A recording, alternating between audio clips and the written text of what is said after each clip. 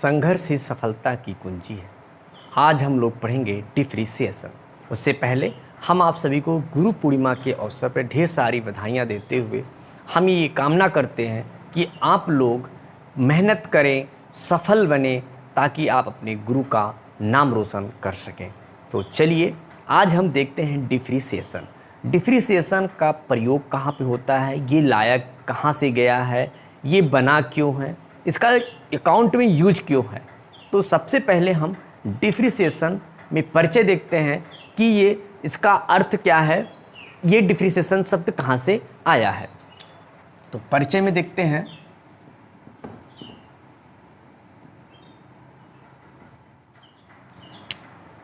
परिचय में हम देखते हैं ये शब्द जो आपका डिफरेंशिएशन शब्द आपका इटली से किस शब्द से लिया गया है? लिया गया है आपका डेप्रीटियम। क्या लिया गया है? डेप्रीटियम शब्द से। अब डेप्रीटियम का अर्थ क्या होता है? डेप्रीटियम का अर्थ क्या होता है पहले आपको मैंने बताया। डिफरेंशिएशन शब्द आपके डेप्रीटियम शब्द से ही बना है और ये डेप्रीटियम शब्द आपका इटली से लिया गया है। डेप्रीटियम अर्थात दो शब्दों से मिलकर बना हुआ है, डे प्लस प्रीटियम। डे प्लस प्रीटियम। अगर आपको इस चीज़ को याद करना हो तो आज के समय में एक बहुत ही सफल ऐप है पेटीएम। आप उसी चीज़ को याद कर लीजिए, पेटीएम प्रीटियम, और देखिए यहाँ पे पेटीएम, बस पेटीएम प्रीटियम।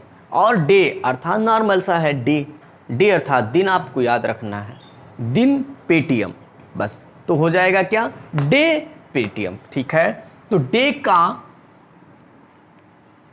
का अर्थ क्या होता है ये हम जानेंगे। डे का एक तो आपको बताया नॉर्मल दिन, लेकिन डे होता है यहाँ पे जो हमारे डिफरेंशिएशन में है वो क्या है? कमी, और पेटीएम है मूल्य। ठीक है, अब इन दोनों शब्दों को जोड़ेंगे तो इसका जो अर्थ बनेगा वो बनेगा मूल्य में कमी। मूल्य में कमी, इसी मूल्य में कमी को ही हम डिफरेंशिएशन कहते हैं। अभी जब इसका हम परिभाषा देखेंगे आपको वहां पे हम इसको प्रूव करके दिखाते हैं। तो ये हमारा हो गया क्या? परिचय। परिचय में एक बार फिर से हम जल्दी से रिपीट करते हैं। डिफरेंशिएशन जो कि डेप्रीटियम शब्द से बना है। डेप्रीटियम शब्द कहाँ से आया है? वो इटली से आया है। और डेप्रीटियम का अर्थ है दो शब्दों से मिलकर बना है, डे प्लस प्रीटियम। डे प्लस प्रीटियम, डे अर्थात कमी, प्रीटियम मतलब मूल्य, मूल्य में कमी। अब हम देखेंगे दूसरी हेडिंग जो कि इसका परिभाषा क्या है, इसकी डिफिनेशन हम देखते हैं। ठीक है, डिफिनेशन, परिभाषा।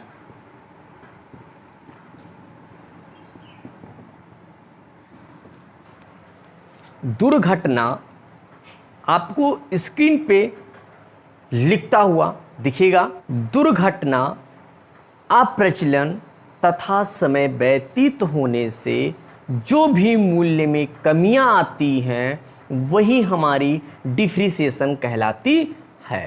ठीक है, आपको तीन शब्द मिले हैं, दुर्घटना, अप्रचलन और समय व्यतीत। ठीक है, दुर्घटना अर्थात कोई घटना घट गया, अप्रचलन अर्थात जो समय के साथ इस वक्त प्रचलन में ना हो, प्रयोग में ना हो रहा हो, और समय व्यतीत अर्थात समय चक्र चल रहा हो, वो संपत्ति हमारे पास हो और समय। हमने आपको तीन शब्दों का अर्थ बताया और अब हम चलते हैं आगे। इसी में ही हम देखेंगे कि अस्थाई संपत्तियां जो हम बात कर रहे हैं बार बार, ह्रास किन संपत्तियों पर लगाई जानी चाहिए, इस बारे में हम डिस्कशन करेंगे। चलिए, तो हमने अभी तक परिचय देखा और उसकी डिफिनेशन देखी। अब हम देखते हैं इसमें कि ह्रासमान संपत्तियाँ, वे संपत्तियाँ, ह्रासमान संपत्तियाँ मतलब कि अर्थात इसका अर्थ होता है कि जो संपत्तियों पे हम हरास लगाते हैं किन कंडीशन में हरास लगाया जाता है। तो सबसे पहला क्या है, जो एक से अधिक अवधि के दौरान प्रयोग की संभावना हो, अर्थात हम ये मान के चलते हैं कि वो 1 वर्ष से अधिक वर्षों के लिए हम उसका प्रयोग करेंगे। ठीक है। दूसरी क्या है, एक सीमित उपयोगी जीवन। इसका एक सीमित उपयोगी जीवन होता है। ये हम मान के चलते हैं कि 8 साल, 10 साल, 15 साल, 20 साल तक ये वर्क करेगी। ठीक है। तो उसी चीज़ की हम यहाँ पे बात कर रहे हैं। तीसरी हेडिंग क्या है, उपकर्म द्वारा उत्पादन में प्रयोग हेतु। अर्थात जब कोई चीज़ हम, अर्थात हमारे पास कोई अगर एसेट लाया है तो वो एसेट हमारा, वो हमारी संपत्ति उत्पादन करने हेतु होना चाहिए। ठीक है। ये नहीं कि हम सिर्फ उसको बेचने के लिए लेके आए हैं। ठीक है। हम हरास लगाने की बात कर रहे हैं। ठीक है। जो कोई सेलर होता है वो डिप्रिसिएशन नहीं लगाता है। ठीक है। जो उत्पादन करता है वही डिप्रिसिएशन लगाता है। ठीक है। तो वही बात यहाँ पे स्पष्ट की गई है, उपकर्म द्वारा उत्पादन में प्रयोग हेतु। ठीक है। अब हम आगे हम चलते हैं, इसका उद्देश्य क्या है, उद्देश्य के बारे में हम जानते हैं। इसके उद्देश्य को हम देखते हैं। ये उद्देश्य अर्थात ये लाया क्यों गया या इसका फायदा कहाँ पे है। तो सबसे पहले हम देखते हैं सही आय निर्धारण करना। आय अर्थात इनकम, इनकम कैसे निर्धारण किया जाता है, इसमें डिप्रिसिएशन का बहुत ही इम्पॉर्टेंट रोल होता है। दूसरा देखते हैं सही स्थिति का चित्रण करना। बिजनेस का ये सही चित्रण करता है डिप्रिसिएशन, इतना ही ज़्यादा ये इम्पॉर्टेंट है। आप सोचिए, बिजनेस का ये बहुत ही बड़ा हिस्सा होता है डिप्रिसिएशन। तीसरी हेडिंग उससे भी इम्पॉर्टेंट है, प्रतिस्थापन हेतु कोष। कोष मतलब फंड, जो हम पैसा कहीं इकट्ठा करते हैं। मान लीजिए आपके घर में चाहे कहीं से भी पैसा आता हो, लेकिन इमरजेंसी के लिए हम पैसा कहीं अलग रखते हैं। आप अपने घर में अपने मम्मी पापा से पूछिएगा, वो बताएंगे कि हम कहीं न कहीं 10, 20, 50 कहीं न कहीं अलग से इकट्ठा करते हैं ताकि इमरजेंसी पड़ने पे उसका प्रयोग हम कर सकते हैं। सेम वही चीज़ यहाँ पे प्रतिस्थापन अर्थात स्थापना के लिए दोबारा से प्रतिस्थापन हेतु कोष, मतलब जब कोई मशीन हम प्रयोग करते हैं और मशीन लगातार निरंतर वर्क करेगी, उसमें घिसावट आएगी, उसमें कमी आएगी और एक दिन ऐसा समय आएगा वो खराब होगा। जब खराब होगा तो बनवाना पड़ेगा, बनवाने के लिए पैसा कहाँ से आएगा, इसीलिए कंपनी कोष रखती है। और आगे जब बनने लायक भी नहीं रह जाएगा, खराब हो जाएगा, तो खराब हो जाएगा तो दूसरी मशीन लगवानी पड़ेगी, बिजनेस तो ठप नहीं होगा ना। तो क्या होगा फिर, वही कोष। उसी के लिए यहाँ पे देखिए प्रतिस्थापन हेतु कोष, ये बहुत ही इंपॉर्टेंट बिजनेस का है। और चौथा क्या है, उत्पादन की सही लागत का निर्धारण करना। ये साल वाई साल मतलब ईयर वाई ईयर ये डिप्रिसिएशन लगाया जाता है, इसीलिए कि किस साल में हमें कितना प्रॉफिट, कितना लॉस, या हम कितना रेट सही रखें कि हमें आगे प्रॉफिट मिल सकता है। ये सब कुछ हमें डिप्रिसिएशन बहुत ही इम्पॉर्टेंट है बिजनेस रोल के लिए, ये अकाउंट में। ठीक है। तो हमने आपको क्या बताया, उद्देश्य। एक बात जल्दी से हम रिपीट करते हैं 10 सेकंड के अंदर। पहला था क्या था, सही आय निर्धारण करना। दूसरा था सही स्थिति का चित्रण करना। तीसरा था प्रतिस्थापन हेतु कोष। चौथा है उत्पादन की सही लागत का निर्धारण करना।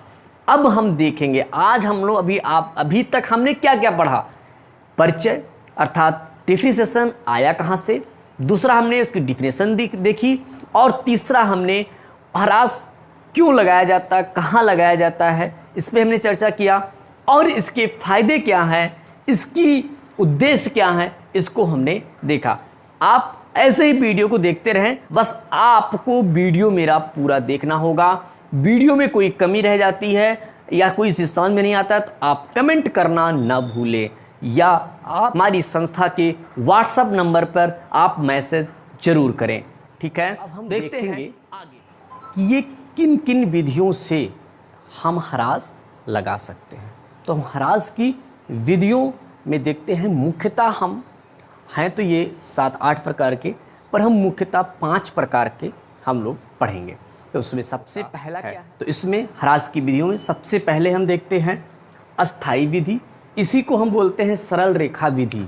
इसी को हम बोलते हैं सरल रेखा विधि भी,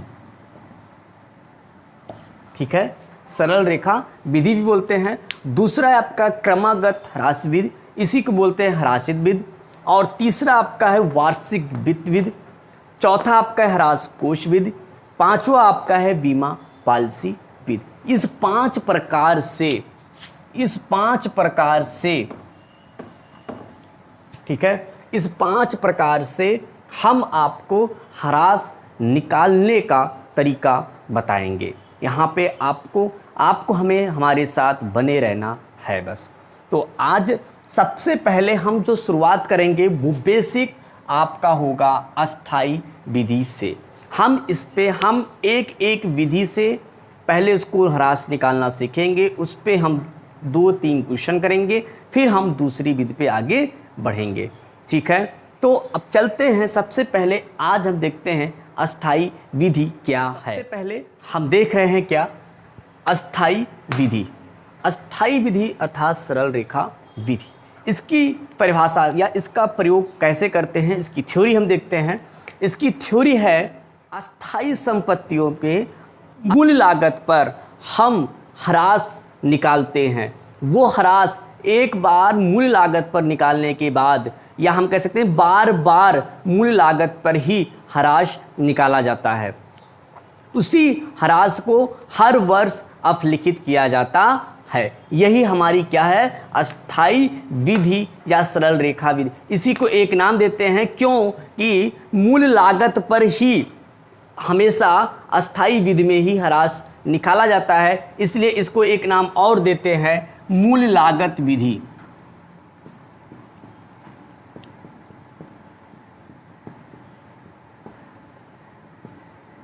मूल लागत विधि भी इसी को कहते हैं, क्योंकि हम सदैव इस पे हर वर्ष भी, चाहे 10 साल कोई मशीन कार्य करे, चाहे 5 साल, हम डिप्रिसिएशन सदैव हमेशा मूल लागत पर ही निकालते हैं। इसीलिए इसका नाम पड़ा है अस्थाई विधि, ठीक है। हमने सबसे पहली विधि देखी अस्थाई विधि, और अब हम आगे इसके क्वेश्चन की तरफ पढ़ेंगे। क्वेश्चन करने से पहले हम कुछ एंट्री को देखेंगे, तो एंट्री आपको नेक्स्ट वीडियो में हम दिखाएंगे। आज के लिए इतना ही। आप मेरे साथ जुड़े रहें, ऐसे हम आपको कुछ ना कुछ पर डे आपको वीडियो देते रहेंगे। आपका चैप्टर बाय चैप्टर हम पूरे काउंट को फिनिश करेंगे। आप एसटीसी के साथ जुड़े रहें। हमारे चैनल को सब्सक्राइब न किए हो तो प्लीज़ आप सबसे पहले आप हमारे चैनल को सब्सक्राइब करें और बेल आइकन को दबाना न भूलें, ताकि आपको नोटिफिकेशन सबसे पहले आपको मिल सके। और हमारे वीडियो को अधिक से अधिक शेयर लाइक करना न भूलें। धन्यवाद। आप सभी को शुभ रात्रि।